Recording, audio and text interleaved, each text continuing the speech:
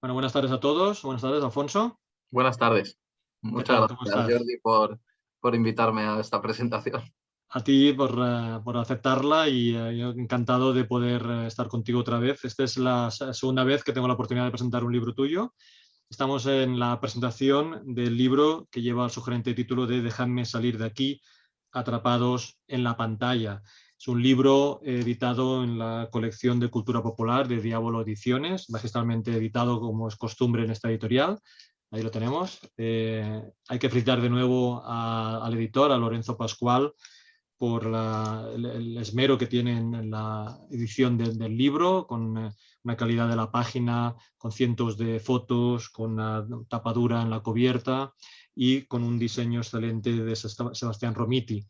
Yo creo que es toda una epopeya escribir un libro, es una epopeya que te lo publiquen y es una epopeya que haya hoy en día, que haya papel para poderlo imprimir. O sea, que todo en sí ya de por sí es una gran noticia que podamos estar ya haciendo esta presentación con el libro en las librerías. Como decías, tu cuarto libro en la colección, hiciste un libro sobre cine musical, otro sobre cine del oeste americano. El tercero era el de boxeo, que es el último que tuvimos la oportunidad de presentar, y este que trata, yo que diría, sobre una de las emociones más latentes en el ser humano, que es el miedo al espacio cerrado, el miedo a quedar atrapado y el miedo, el temor de no poder salir, ¿no? Y en ese sentido, has hecho yo creo que un libro muy, muy, muy original. Veremos en la charla cómo lo has enfocado, pero de entrada ya decir que lo has dividido en 9 capítulos. El primero dedicado evidentemente a la cárcel, pero no es un libro sobre películas de cárcel. El primero está dedicado a películas en la cárcel, el segundo a películas en psiquiátricos, el tercero todo lo que hace referencia a secuestros y lo que supone, digamos, que esté secuestrado. El cuarto, el terror a domicilio, o sea, el miedo de que te ataquen y que no puedas salir de tu propia casa.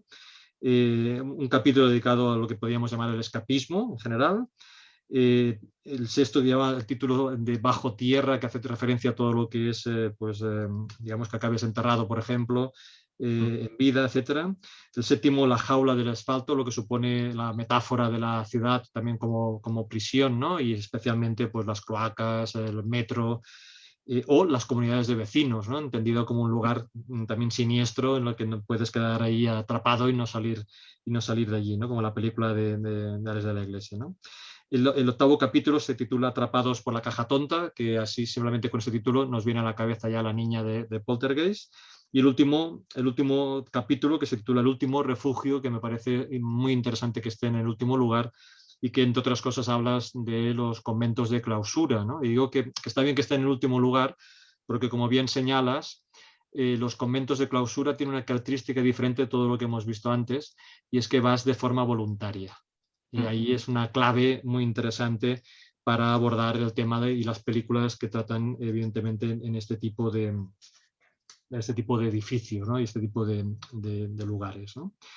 La realidad es que yo creo que has apostado por películas donde la realidad es fundamental, donde en muchas ocasiones, digamos, se inspiran, ¿no? Los guionistas y las películas están inspiradas en hechos reales. Huyes, aunque lo tocas muy tangencialmente, pero huyes de la fantasía y la ciencia ficción, y me parece fantástico en este sentido. Y en esta necesidad de basarse en hechos reales, pues digamos, se potencia el dramatismo y es verdad que hay muchas de las películas que comentas en tu libro, pues que ha acabado obteniendo premios muy importantes, tanto para la película, la producción, la dirección, pero también, sobre todo, para los artistas, ¿no? Es decir, que son papeles que dan mucho juego por la tensión dramática que hay detrás, ¿no? Bueno, ya hablaremos después, pero hay una frase que en tu libro me parece absolutamente genial, que es cuando nos recuerdas el rótulo de Fargo del inicio, ¿no? que dice Joel Cohen, ¿no? Que el director de la película, que siempre dice este rótulo que ponía al inicio de la película Fargo, ponía esta historia está basada en hechos reales, y luego realmente la película, digamos, no tenía mucha relación con lo que pasó realmente, pero cuando le preguntaban, oye, es que realmente no se parece mucho, él decía, ya, pero es que poniendo este letrero al principio de la película, luego puedo hacer lo que me dé la gana, que el público acepta lo que sea, ¿no? Porque como está basado en hechos reales, esto me lo creo, ¿no? Y dice, oh, qué fuerte, ¿no? Lo que pasará esto, ¿no? Aunque realmente esté inventado. Pero bueno, dicho este paréntesis, digamos, la realidad es que hay lo que dicen que la realidad supera la ficción. La realidad es que hay muchísima inspiración de los guiones en situaciones reales que luego se han ido deformando a lo largo del tiempo, pero también como lo explicas cada capítulo, lo explicas de forma cronológica, nos permite situarnos en el contexto histórico, en las referencias históricas, ¿no? En las leyendas, en poemas o lo que sea, digamos, en cada capítulo nos sitúas exactamente cuál es el inicio del miedo que tenemos en ese sentido. Yo creo que es muy característico también de tus anteriores libros de ser muy riguroso también en la situación histórica para contextualizar el momento, la película y la trama, digamos, de aquella película, y también la forma de escribir, ¿no? Creo que es una forma de escribir muy divulgadora, muy amena, y que hace que yo me he leído el libro entero y lo empecé, y hasta que no lo acabé no lo pude dejar, ¿no? Es decir, es un libro que te apasiona y que tienes necesidad de seguir leyendo para saber más, digamos, del tema, ¿no? Pues En muchas ese gracias. sentido, en ese sentido, los anteriores libros, para mí, tus anteriores libros eran convergentes, ¿no? Es decir, que estabas hablando de música, del oeste, del boxeo, ¿no? Y que eran como un libro que se cerraba, y en cambio este para mí es más divergente, ¿no? Es decir, que los temas son tan amplios que yo creo que tenías que hacer un esfuerzo de ir acotando, acotando, acotando, porque, digamos, al final el tema es tan amplio que se te ha quedado digamos, muchas cosas, digamos, fuera, pero que da coherencia, lo que acaba viendo en el libro tiene una coherencia, yo creo que correcta, pero sí que es verdad que es un tema muy divergente y que se va abriendo, y que además llegas en el libro hasta el 2020 más o menos, digamos, la época del confinamiento, con lo cual te da la oportunidad de poder seguir trabajando, digamos, en ese tema en el futuro, ¿no? En cualquier caso, dicho esto, sí que te quería preguntar cuál es la génesis del libro, y por qué escoges, si cada libro que has escrito es tan diferente, por qué decides que este cuarto libro sea dedicado a este tema. Bueno, primero muchas gracias por tu introducción y tus halagos. Es un gusto que alguien con criterio como tú, que lee mucho y que tiene conocimiento de causa de lo que hablamos en el libro, pues que te haga una crítica tan positiva. Para mí es muy satisfactorio. Bueno, como ya hemos comentado en anteriores charlas con lo del boxeo y eso, y hablando un poco nosotros, soy un apasionado del cine y me gusta muchísimo el cine clásico, y uno de los temas cinematográficos que más me interesaban era el cine carcelario. El ambiente carcelario me parece interesante, por un lado, por el tipo de historias que pueden contar. También cuando hablamos lo de boxeo te comenté mi pasión por el cine negro. Hay muchísimo cine carcelario de género negro. También hay muchos dramas, comedias. Creo que es un espacio que permite hablar de la realidad como una metáfora muy interesante de lo que nos sucede en nuestra vida cotidiana. La sensación de estar atrapado, que creo que en el género carcelario es donde se expresa de forma más tangible, es algo que todo el mundo ha experimentado en algún momento de su vida o experimenta, ¿no?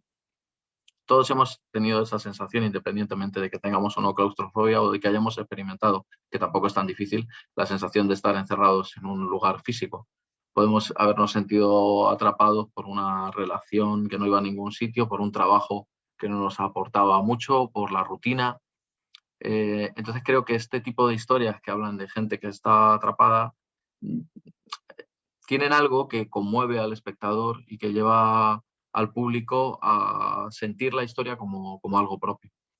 Como el género carcelario a mí me apasiona, creo que se han hecho muy buenas películas.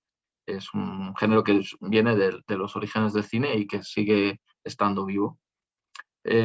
Pues quería hacer algo relacionado con el tema. hablándolo con Lorenzo, el editor de Diablo Ediciones, me propuso ampliarlo a gente atrapada. A mí me pareció buena idea, pero me pareció, como comentas, un tema muy amplio y complicado de tratar. Este es el libro más complicado que he hecho hasta la fecha, por eso que hablas de la divergencia. Es un tema muy amplio. Cuando hice el libro de musicales, el musical ya era un género moribundo, con el western ocurría lo mismo. En el caso del cine de boxeo, aunque se siguen haciendo algunas películas, no es comparable para nada con lo que se hizo hace décadas. El mayor problema que he tenido en este libro ha sido cómo acotar los temas, porque es un tema amplísimo, es un tema que podríamos decir que es universal y que Sí. es expresado en la literatura, en el teatro, en la cultura desde tiempos inmemoriales y que el cine ha reflejado desde el comienzo. Entonces, ¿cómo podía acotar ese tema para poderlo llevar a un formato de libro? Bueno, que la gente que nos esté escuchando y nos esté viendo, pues sabrá un poco cómo son los libros de Diablo, tú lo has expresado un poco, son libros que son muy visuales, fotos eso a doble página, muchas fotografías, y la idea era hacer un libro que fuese interesante, como dices, divulgativo, pero a la vez que permitiese que respetar el formato de Diablo, de que sea un libro visual, que sea también como un objeto de coleccionista, con fotos a todo color, muy, muy visual y muy gráfico. Entonces, claro, había que acotar el tema porque tampoco íbamos a hacer un tocho. Entonces, en Claro. ese sentido, el libro me ha llevado el doble de los libros anteriores. Normalmente yo suelo tardar un año en escribir el libro entre fase de documentación gráfica, documentación cinematográfica, búsqueda de películas, ver todas las películas, verlas varias veces de las que hablo, buscar muchísima documentación de libros, páginas web, bueno. Eh, Hasta ahora los libros que he hecho pues me llevaban eso un año más o menos en hacerlo, con una dedicación grande, claro. Y este me ha llevado el doble porque era un tema complicado. Para colmo, como has comentado, este libro, bueno, la gestación de un libro, como sabrás, pues lleva varios años entre que lo planificas, empiezas a documentarte, lo escribes, lo corriges, lleva muchísimo tiempo. Cuando le propuse a Lorenzo el libro de cine carcelario, todavía estábamos con el de western, yo creo. El libro de boxeo Ah, lo escribí en el confinamiento, pero yo ya tenía la idea de hacer este de cine carcelario. ¿Y qué pasa? Pues eso, que nos encontramos en pleno confinamiento y empiezan a salir películas de gente encerrada como setas, claro. Porque si el tema ya era universal, ahora como que había una situación mundial que estaba viviendo todo el mundo, donde podías sentirte perfectamente identificado, ¿no? Y aparte ese confinamiento pues tenía muchas lecturas eh, filosóficas y la gente pues sentía ese tema como muy cercano. Entonces empezaron a producirse muchísimas más películas. Entonces era como, al contrario que bueno, con... había un condicionante de producción, es decir, que con que interesaba que hubiera pocos miembros en el equipo técnico y artístico, las películas confinadas iban muy bien, porque así eran baratas, no Mm, había riesgo y interactuaba poca gente. Entonces, si tenías que estar un mes grabando una película, pues si había pocos actores. Entonces, hay muchísimas, lo que dices tú, el año 2021-22 han salido muchas películas, esto que sucede en una casa, sucede en un sitio cerrado, y bueno, es consecuencia también de las limitaciones de producción. sí, también eso influye, claro, la parte económica inevitablemente influye en las Bueno, producciones económica y de cinematográficas. seguridad, digamos, de salud de los integrantes del equipo, claro. Mm.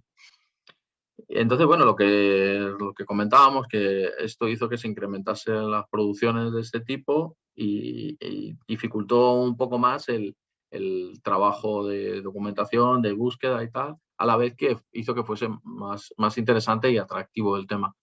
Entonces, la cosa es como presentar un producto, en este caso un libro, que toque ese tema, a la vez que interese a la gente y teniendo en cuenta que la gente puede estar un poco saturada con el tema del encerramiento y todo eso.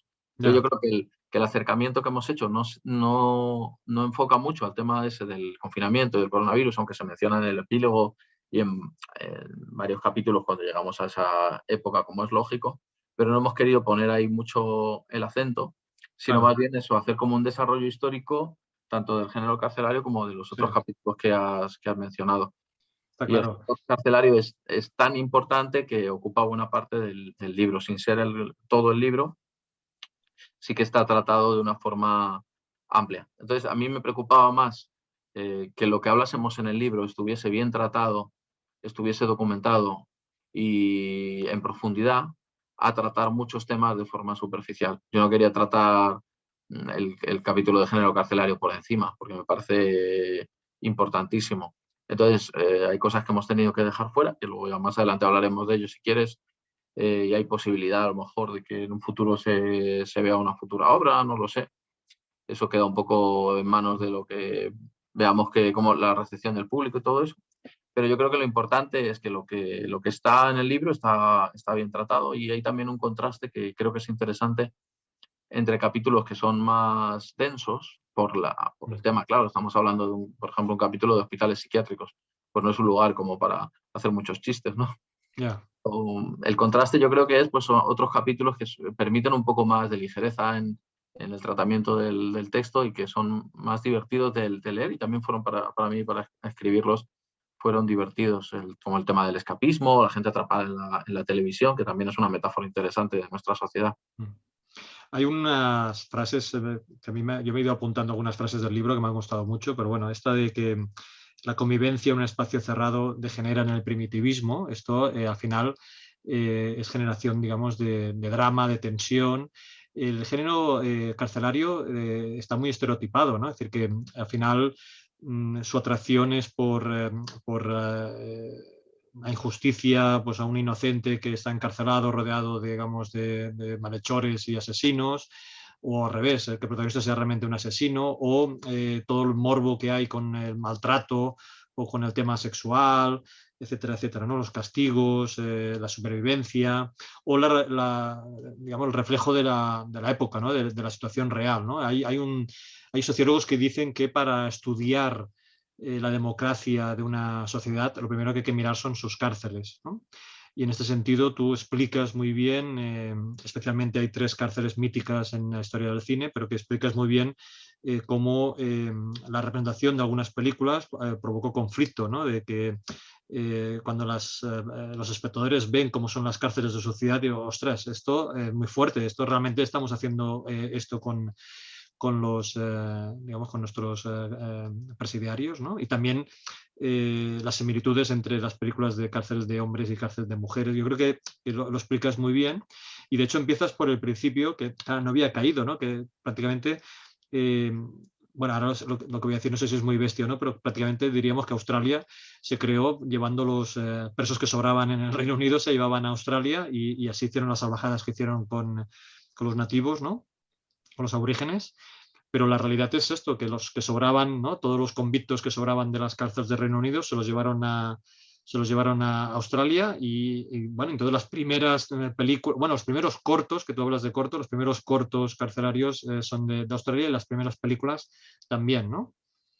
La verdad es que es interesante, investigando cine mudo, claro, hay que comenzar por el cine mudo, que es el origen del cine.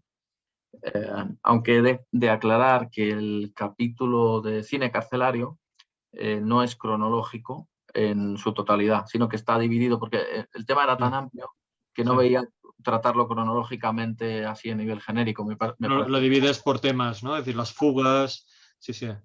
parecía muy engorroso. Entonces, pues hice uno de lo llamé Redención y Castigo, hablando un Sí. poco cronológicamente de la historia genérica del género, valga la redundancia. Luego, cárceles de mujeres, reformatorios, pena de muerte, fugas, motines, y el capítulo que para mí es mi preferido, que lo has mencionado, de las 3 cárceles así más famosas: Sing Sing, San Quintín y Alcatraz. Sí. Al estudiar, como te digo, en el origen del cine, las primeras películas mudas, me interesó como la cantidad de películas de presidiarios que había en Australia. Mm. Es lógico por lo que comentamos del origen del continente, que muchos de los primeros habitantes de Australia pues eran prisioneros que se llevaron ahí para forjar el nuevo continente, y aligerar el peso de las Bueno, saturadas cárceles sí, británicas. bueno, y que hicieran trabajos forzados también. Claro.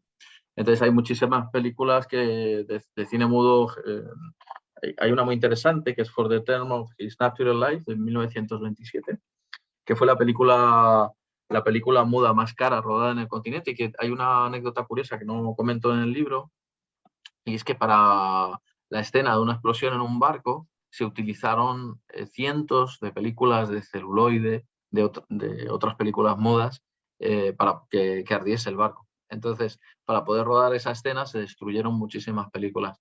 Hay que tener en cuenta que en la época del cine mudo había una visión temporal del cine, en el sentido de que se creía que una película se proyectaba en los cines y dejaba de existir. Claro, Existía, claro, en aquella época no se sabía cómo que las películas fueran a permanecer, era como un arte temporal, ¿no? Como una obra de teatro prácticamente. Duraba lo que duraba en las pantallas y después no tenía sentido. Muchas películas pues se destruyeron, se volvieron a utilizar y así se perdieron muchas joyas del cine, y es el caso de este. Y luego, sobre lo que comentas de los estereotipos del género, creo que es interesante decir que, bueno, lo comento de esta manera en el libro, que una cárcel básicamente es una trampa para atrapar el tiempo, que no suceden tantas cosas en las cárceles realmente. Estamos hablando a nivel general. Claro, hay casos excepcionales y desde luego se pueden vivir auténticos dramas dentro de las cárceles, pero por las experiencias de presidiarios que han es una contado cómo vida ha sido su monótona. vivencia, la monotonía es lo que define la existencia carcelaria. Entonces, claro, ahí los guionistas han tenido que idear una serie de patrones argumentales que se han acabado convirtiendo en la estructura básica y en los estereotipos del género carcelario. Uno de los más comunes es el que comentas. El hombre inocente, hablo de hombre porque hay más género carcelario masculino, aunque las cárceles de mujeres tienen mucha importancia cinematográficamente también. No tanto en calidad, porque hay mucho cine de explotación. Pero bueno, sí, un hombre o una mujer, en este caso inocente, que llegan a una prisión y tienen que convivir con criminales auténticos y tienen que aprender a sobrevivir. Y no solo eso, sino muchísimos elementos que se han ido incorporando, tanto sociales, como un punto de vista social interesante, como de explotación. Y creo que en ese sentido también el género carcelario siempre se ha movido un poco en la cuerda floja entre el Claro. cine de denuncia, que es interesante y se han hecho muy buenas películas denunciando el sistema penitenciario, principalmente estadounidense, porque se ha hecho mucho cine carcelario en Estados Unidos, pero también en otros países, entre ese cine más social, como decía, y otro cine más de explotación, donde especialmente en algunos subgéneros como el cine de cárceles de mujeres o el de reformatorios, pues se explota el tema de la sexualidad, la tortura, y eso también lamentablemente vende. Entonces, el género carcelario ha estado siempre como un funambulista ahí a ver de qué lado caía, ¿no? Sí, sí. Bueno, y también como transformación psicológica, ¿no? Es decir, que personas inocentes acaban convirtiéndose en lo que justamente como sociedad queríamos evitar, ¿no? Y que acaban convirtiéndose en lo peor de la cárcel, ¿no? Por mimetismo o lo que sea, digamos, o por supervivencia, se acaban convirtiendo en lo peor, digamos, de la cárcel, ¿no? En ese sentido, explicas en el libro también alcaides famosos por intentar hacerlo, digamos, lo contrario de lo que hacían otros alcaides de su momento, y que era intentar aplicar pues, políticas para ayudar a los presos, tratarlos con dignidad, etcétera, etcétera, y eso también se acaba plasmando en algunas películas, ¿no? Vemos los dos extremos, algunas películas que puedes presumir, digamos, de alcaides más modernos, y otras películas que hasta se prohibían en ese estado porque era muy evidente que estaba hablándose de una cárcel de aquel estado, por ejemplo, ¿no? Hay los dos extremos. Yo creo que en el primer caso que comentas es muy interesante el caso de Louis E. Lowes, que Sí. era el alcaide de Sing Sing.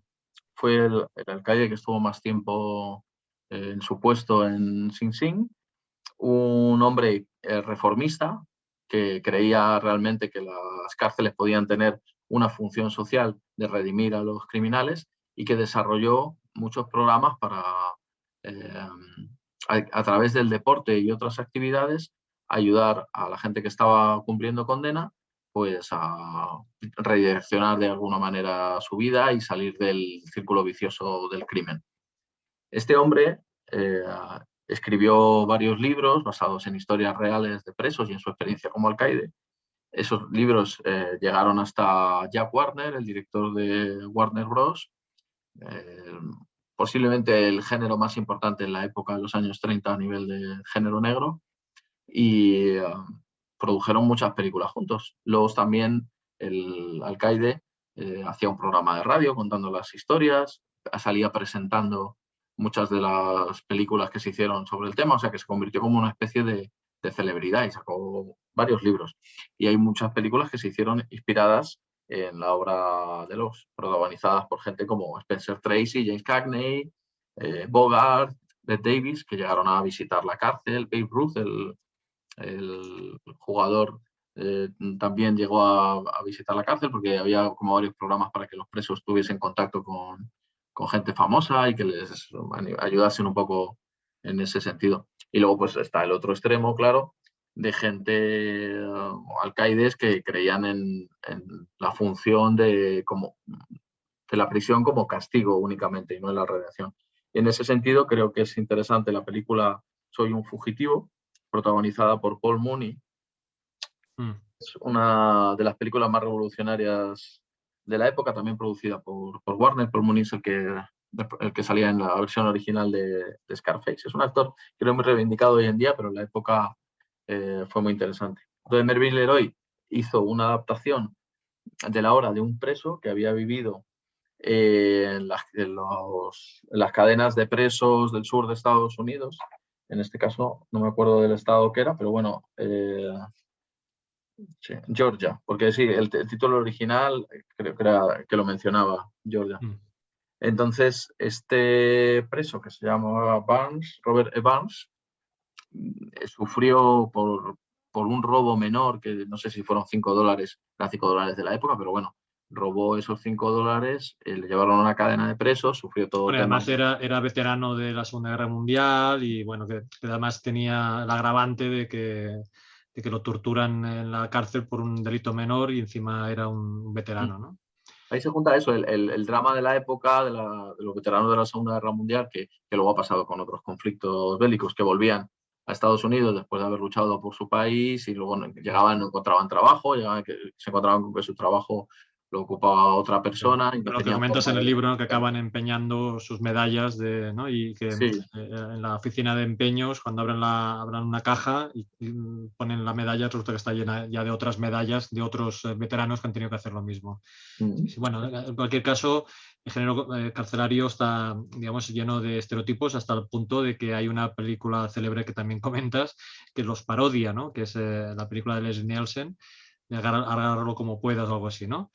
Sí, agarrarlo como puedas, esa escena es muy divertida, sacarlo como puedas, 33 un tercio. Sí, Bueno, hay muchas parodias del género, sí. pero hay una escena muy divertida que tampoco menciono en el libro, porque claro, había que acotar de alguna manera.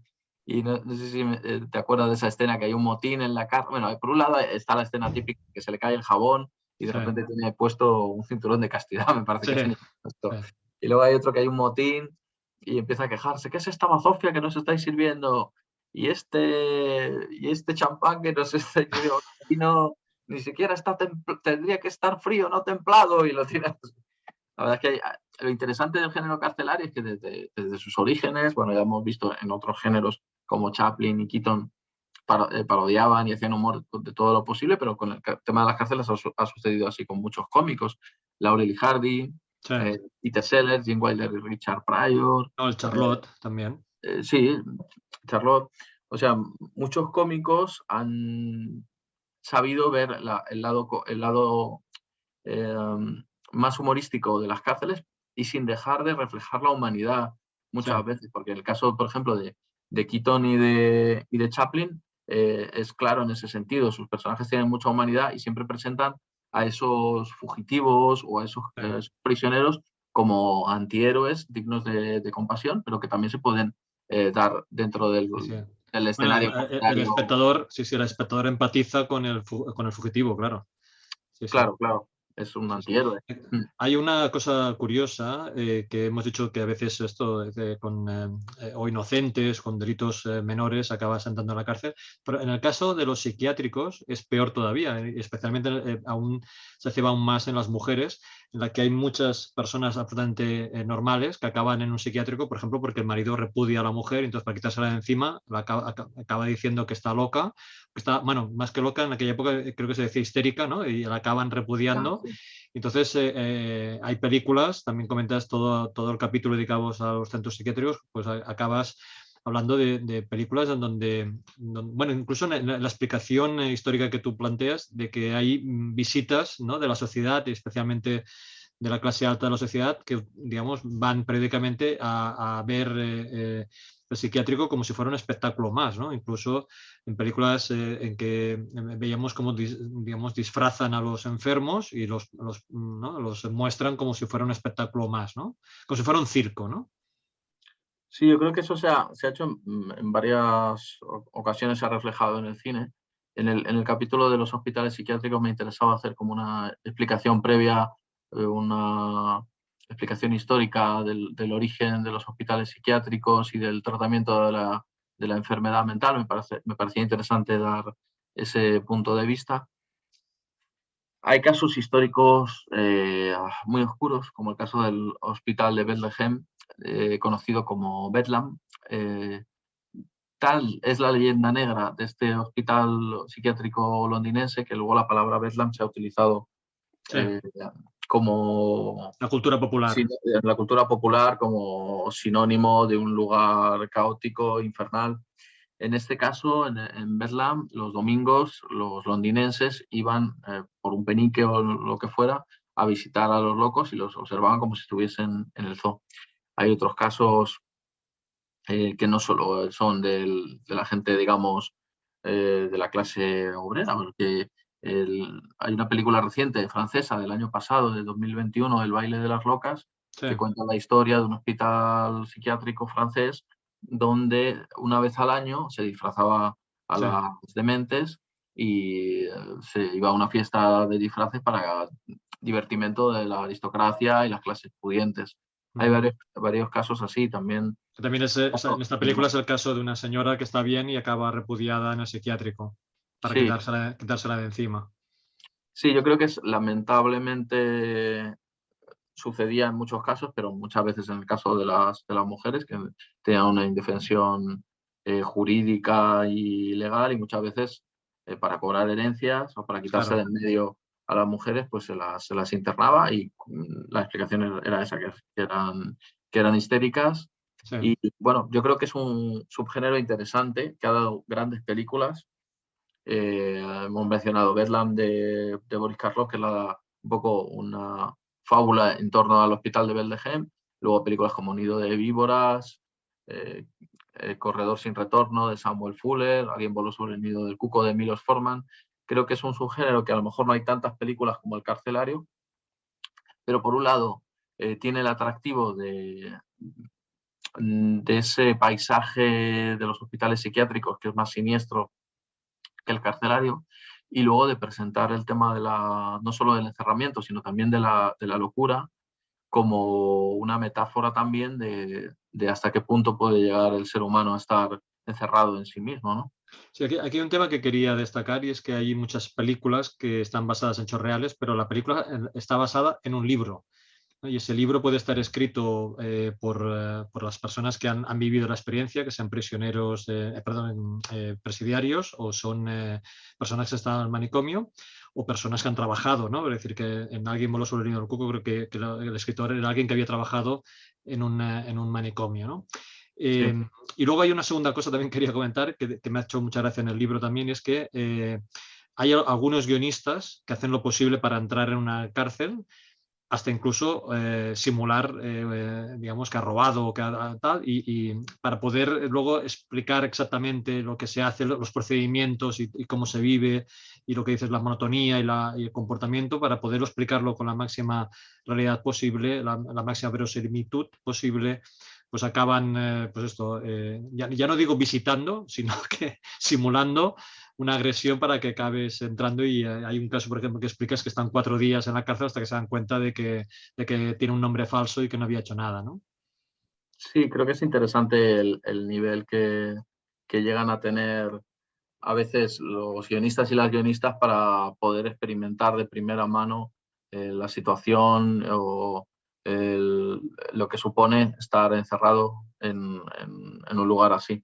Entonces sí, hay muchos casos a nivel cinematográfico, histórico y seguro que en otras artes ocurre igual, de gente que ha simulado robos o ha presentado falsas denuncias o se ha hecho pasar por otra persona para poder expresar o para poder plasmar en el guión y luego en la pantalla de una forma más auténtica su experiencia. Más valor tienen desde mi punto de vista las experiencias de gente que ha estado realmente en prisión por crímenes y ha salido y ha podido denunciar la situación que había en prisión. Ahora se me ocurre Claro. el caso de Motín en el Pabellón 11, eh, que fue producida por un productor de Hollywood que fue a la cárcel por intentar asesinar al amante de su esposa. Cuando sale de prisión, o cuando tiene la experiencia en prisión, dice, tengo que hacer una película que hable de la situación de estos presos, además en un momento que se dieron muchos motines, dada la situación que había de malestar entre los presos por las malas condiciones y todo eso.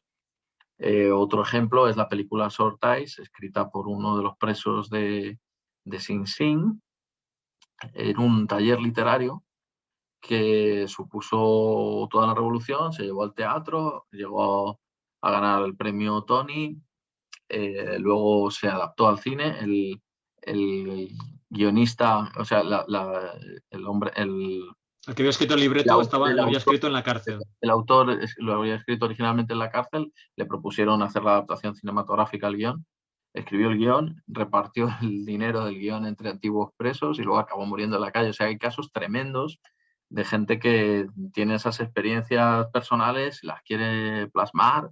Es el caso también de la película Carne apaleada de Javier Aguirre, escrita por una mujer que vivió una experiencia en prisión y se enamoró de otra mujer y cuando salió escribió sus vivencias y ante la amenaza de volver a prisión se suicidó. Sí, O sea que casos muy dramáticos, pero que a la vez sí, es interesante porque es una denuncia de un sistema inhumano y de cómo se llega a anular la personalidad de la gente en estos lugares. sí, sí, sí.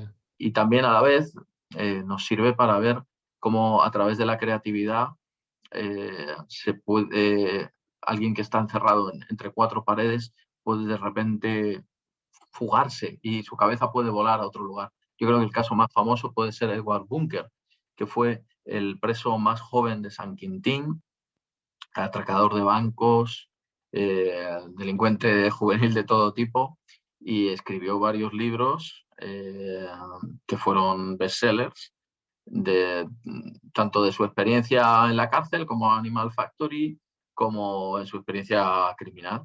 Quentin Tarantino, por ejemplo, le consideraba uno de los mejores autores de género negro y le ofreció participar en Reservoir Dogs en un pequeño cameo haciendo del señor Gris, creo que era.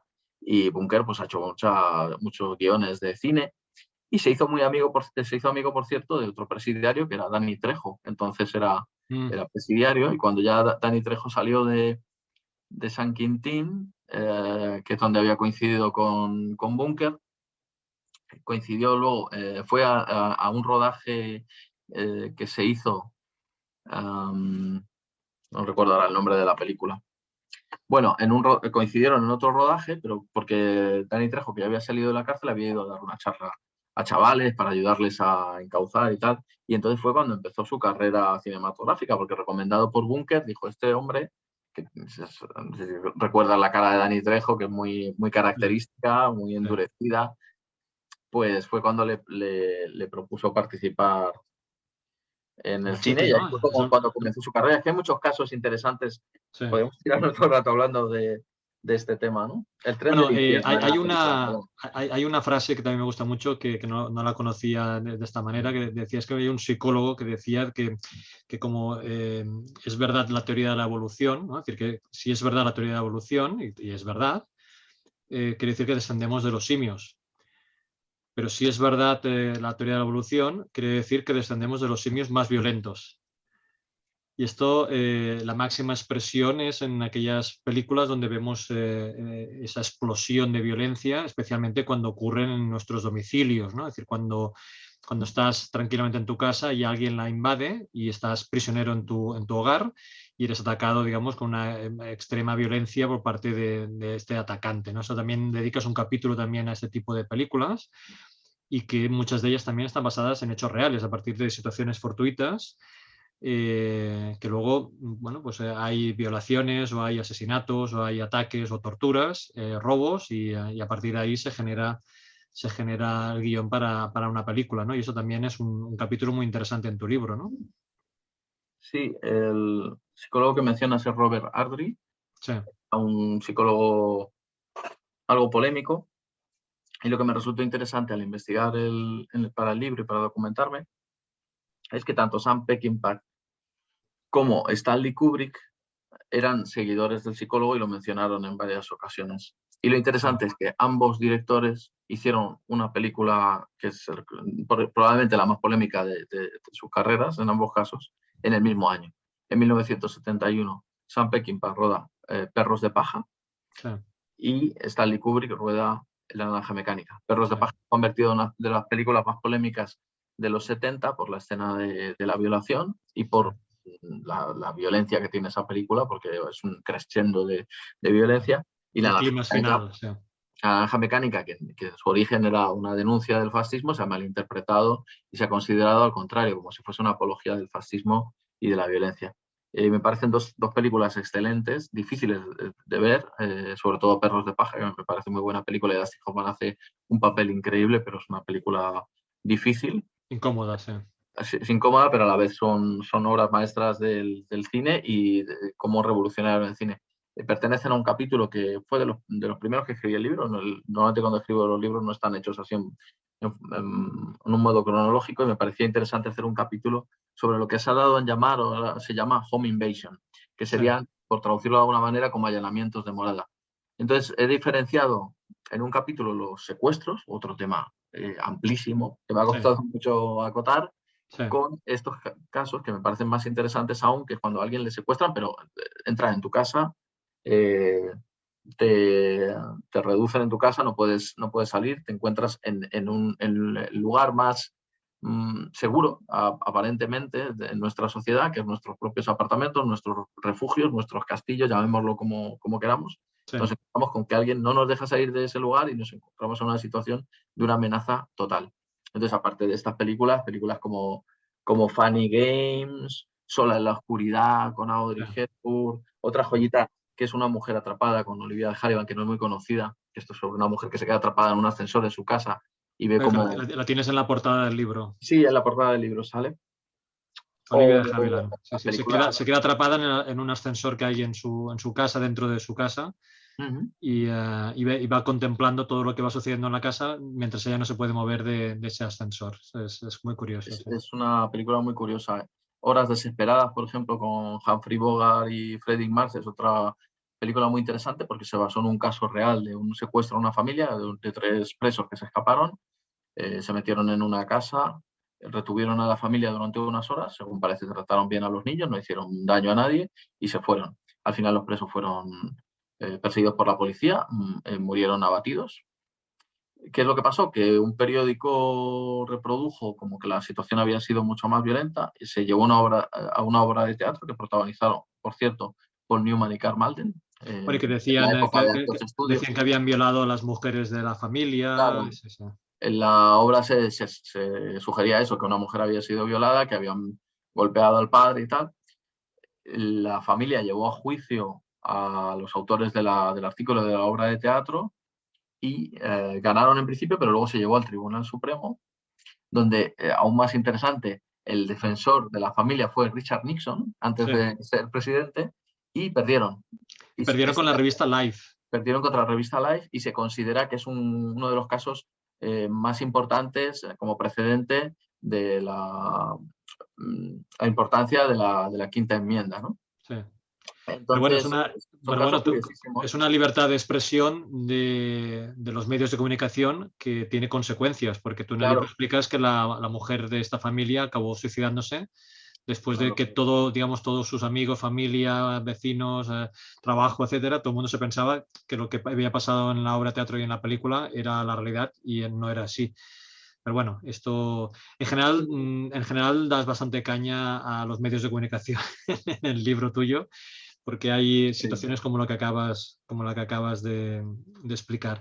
Hablando, digamos, para ir acabando la entrevista, hablando por ejemplo, de La Naranja Mecánica, que hay una metáfora encubierta, digamos, en el discurso. Hay varias películas que también comentas que tienen implícita esa metáfora, ¿no? Como por ejemplo en Cubo, que decías que era una metáfora sobre la deshumanización de la sociedad. O sea, hay varias películas que se pueden, que explicas que se pueden ver desde una política sociológica, ¿no? Desde otro, digamos, desde otro punto de vista analítico, ¿no? De que están criticando, pues yo qué sé, Kusturica o criticando a los regímenes totalitarios, soviéticos, etcétera, ¿no? Sí. Bueno, yo creo que el tema es tan universal, el tema de los personajes encerrados, el drama de enfrentar a un personaje contra su propio espacio puede resultar tan cercano al espectador, que es fácil también que los distintos directores o directoras, autores, hagan como un doble análisis y nos quieran lanzar un mensaje de denuncia social. Claro. Entonces, sí, hay muchos casos donde es obvio que no solo se está hablando de lo que estamos viendo en la pantalla. Si vemos a los personajes de Cube encerrados en un lugar frío, tecnológico, que en cualquier momento amenaza con matarles, pues no es ajeno al espectador que se está hablando de la deshumanización. Sí. Y es interesante también ver como películas como, por ejemplo, la que ha mencionado Cube o Underground, que es una comedia negra, una comedia, cómo consiguen traspasar el ámbito del cine comercial y del resultar ser películas muy entretenidas y que se disfruta viéndolas, pero a la vez tienen un mensaje. Y Sí. eso creo que ayuda a entender que el cine social o el cine con un mensaje no nos tiene que asustar, no tiene por qué ser lento, pausado, que sí lo es, correcto, no hay ningún problema, pero que también hay cine entretenido, divertido, de ciencia ficción, de géneros que habitualmente no se entienden como géneros combativos a nivel social, que pueden tener un mensaje y un mensaje muy interesante y a veces pueden ser más efectivos a la hora de transmitirlo porque lo están haciendo desde un punto de vista lúdico y la gente está disfrutando viéndolos. Un ejemplo reciente, El Juego del Calamar, que es una serie que ha sido tan admirada como criticada, pero no podemos desvincularnos de la importancia social que ha tenido recientemente y la cantidad de gente, de millones de personas que la han visto. Pero yo creo que es interesante también la denuncia social que se hace ahí. Para mí lo más interesante del Juego del Calamar no es que haya gente encerrada en un sitio, sino que en el primer capítulo, de estas alturas, yo creo que no tampoco desvelo nada, se ofrece a la gente la posibilidad de no participar en el juego y la mayoría vuelven a hacerlo porque no tienen otra salida, porque es gente que Claro. está al límite Sí. y hace cualquier cosa. Y es fácil identificarse con eso, porque al Sí. final la mayoría de nosotros somos los perdedores del sistema, quiero decir. Claro. Hay 3 o 4 ganadores que estarán por ahí arriba, Si pero es fácil identificarse con eso. si apelas a la desesperación de las personas, está claro. Claro. Y es fácil haberse sentido en algún momento de la vida, como comentaba al principio de la presentación o de la entrevista, en esa situación de la desesperación de qué hago en este momento. Haría cualquier cosa para salir de aquí o haría cualquier cosa para poder salir de la situación en la que estoy. Y yo creo que eso es interesante, ¿no? El que a la vez que se hace algo lúdico, algo entretenido, podamos lanzar un mensaje Sí. como mínimo de denuncia. Lo interesante sería también que hubiese una alternativa, ¿no? Pero como eso es más complicado, Ya. es más fácil encontrar muchas películas de denuncia y pocas que nos ofrecen una alternativa Sí, sí, sí. real, ¿no? Que no sea mágica o una solución así que se soluciona todo de forma mágica o porque los protagonistas tienen dinero o consiguen un trabajo estupendo, que es lo que pasa muchas veces. Ojalá hubiese más soluciones y no tantos problemas, pero como mínimo que haya una denuncia ya me parece interesante. Claro. Bueno, independientemente de esta denuncia o de este mensaje encubierto que pueda tener la película, la realidad es que, yo te decía antes de empezar, que yo creo que las películas de los últimos 50 años, yo creo que las he visto casi todas las que salen en el libro, pero ahora he tenido la oportunidad de tener una contextualización en cada tema, de conocer cuáles son los orígenes y en qué se basan esas películas y poder desgranar también esos mensajes que algunos no me había dado ni cuenta y que he podido tener la oportunidad, digamos, de poder leerlo en tu libro, ¿no? Y eso, en ese sentido, yo creo que tu libro aporta un valor a los cinéfilos. Me ha permitido en mi cabeza ordenar una serie de películas que he ido viendo a lo largo del año, digamos, sueltas, y que ahora ha dado una coherencia, ¿no? Es decir, que hay una colección, por decirlo así, y que hay una coherencia en el discurso, ¿no? Es decir, he visto muchas películas de Alcatraz, pero hasta que no he leído este capítulo de Alcatraz me he dado cuenta de que había una evolución, un discurso detrás, una historia basada en hechos reales y que no conocía porque vas viendo puntualmente cada fenómeno, cada estreno lo ves puntualmente y ya está, ¿no? Aquí he podido ordenar Qué toda esa bien. experiencia vital que he tenido a lo largo de mi vida y es Pues una mira, oportunidad de poder leer el libro, digamos, de forma seguida, ¿no?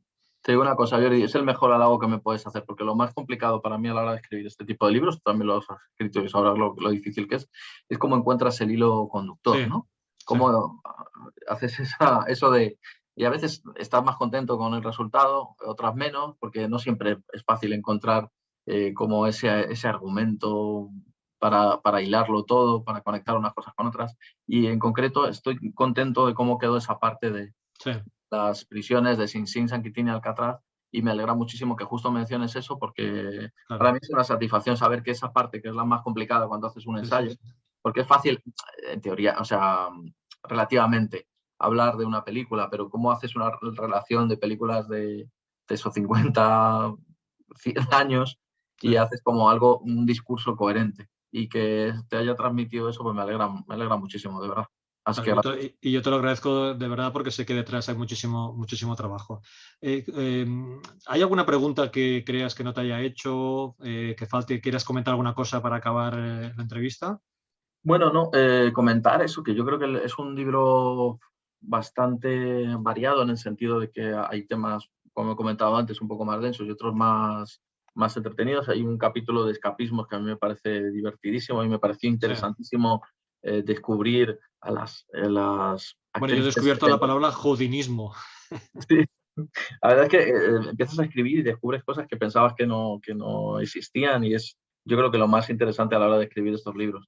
Sí, Y por ejemplo, en el tema del escapismo, descubrir las heroínas de los seriales sí. o el tema, por ejemplo, de la escena famosa de Bueno, la, del tren o de la del sierra. tren, de la gente, de la mujer atrapada en la vía del tren y descubrir que en realidad originalmente era al revés, era la mujer la que rescataba al hombre Sí, y que había buenísimo. actrices de seriales de la época sufragista, que eran mujeres indómitas, que hacían sus propias acrobacias, que reivindicaban el voto femenino, que eran mujeres súper revolucionarias y que el tiempo ha borrado por las circunstancias, ¿no? Pues es interesantísimo. Y luego hay capítulos como el tema de los enterramientos también, que creo que es una parte que me gustó mucho escribir sobre el miedo a ser enterrado vivo y Es cómo verdad. origen de todo eso. O sea que yo creo que el libro es bastante variado. Hay un capítulo importante, como comento, de cine carcelario y que está tratado en profundidad, pero luego hay otros muy distintos y era lo que yo quería reflejar. Eh, Como añadir algo, solo dar las gracias a la gente que nos está escuchando, a la gente que nos está viendo Ujú. y nada, animarles a que lean este libro u otros, porque es lo más importante en esta situación que estamos viviendo de tintes apocalípticos, lo que has comentado es así, o sea, estábamos sacando el libro y no había papel, ¿cómo hacemos? ¿No? Es una situación un poco complicada, pero bueno, que yo creo que al final vamos a salir adelante y que no nos creamos tanto el mensaje apocalíptico que nos están mandando por todos lados, que la verdad es que creo que hay muchas posibilidades de que continúe la cultura y a través de la cultura, la literatura, el cine, sigamos creciendo como seres humanos y aprendiendo. Y a mí me interesa esa parte social del cine. Y creo que el cine carcelario y esas situaciones de estar atrapado como que expresan muy bien eh, esa denuncia. Entonces, bueno, a ver si desde esa denuncia logramos aprender y ser mejores. Muy bien, oye, pues con esta proclama te quería despedir agradeciendo tu generosidad. Me consta que ha habido muchísimo trabajo y muchísimas horas dedicadas en este libro y en tus libros anteriores y en este más todavía.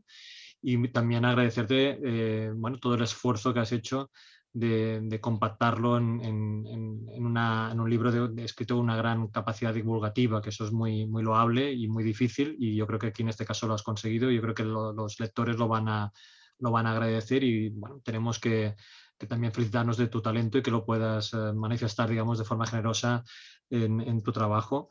Agradecer de nuevo también la oportunidad de la editorial que está apostando fuerte por este tipo de cultura, de este tipo de libros, de análisis del cine. Y en este caso, pues Diablo Ediciones ha hecho una muestra más, digamos, de la colección de cultura popular, en especial de libros dedicados a analizar el mundo del cine. Así que muchísimas gracias, Gracias Alfonso. de nuevo, Jordi. Un placer como siempre hablar contigo. Y que vaya muy bien también el libro en las ventas. Y hasta la próxima. Espero. Hasta la próxima, sí, claro. Hasta la próxima. Adiós.